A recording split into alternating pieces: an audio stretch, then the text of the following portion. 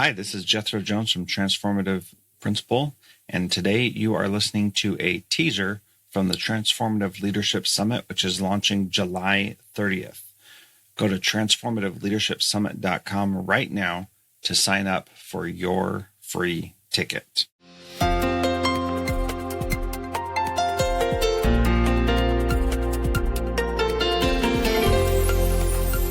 Hugely. But I think there are ways we temper it and we help recalibrate an understanding of it.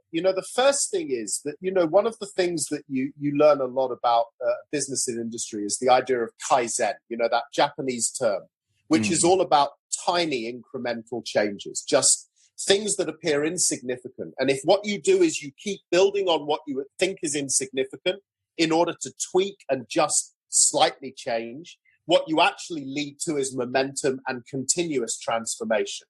What we've got to stop believing in education, and partly it's because of the way we've been managed and led for generations, Right. is that everything has to be followed by a fanfare and a big announcement, a change program, a big new idea.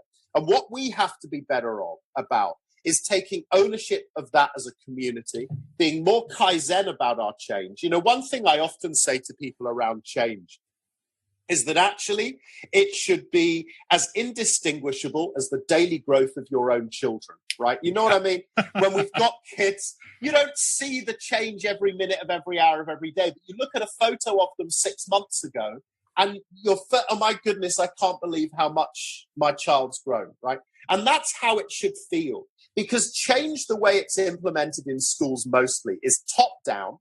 And by top down, I mean above administrator grades, really top down.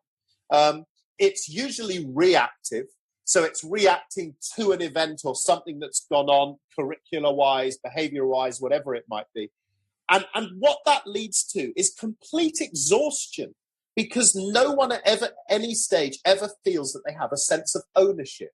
So what we have to do in schools, and I think you're right, I think it's a really interesting issue that you raise. We have to create clarity of our sense of vision and purpose. And I'm not talking about, the big vision statements about how much we care about each other and all that stuff, which is fine. But what I mean is the real idea of what is our sense of purpose. And I go back to what I said to you before. If you have a conversation about, okay, guys, what do we want our students to look like as human beings when they pass out of our final grade in our school?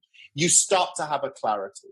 And that conversation is not just had with the staff, by the way. It should be had with the other stakeholders. It should be had with the board. It should be had at administrative level. It should be had with parents. It should be had with students themselves. Because what you need to do is embrace a culture where everybody has a shared responsibility for transformation. And for me, that's the key.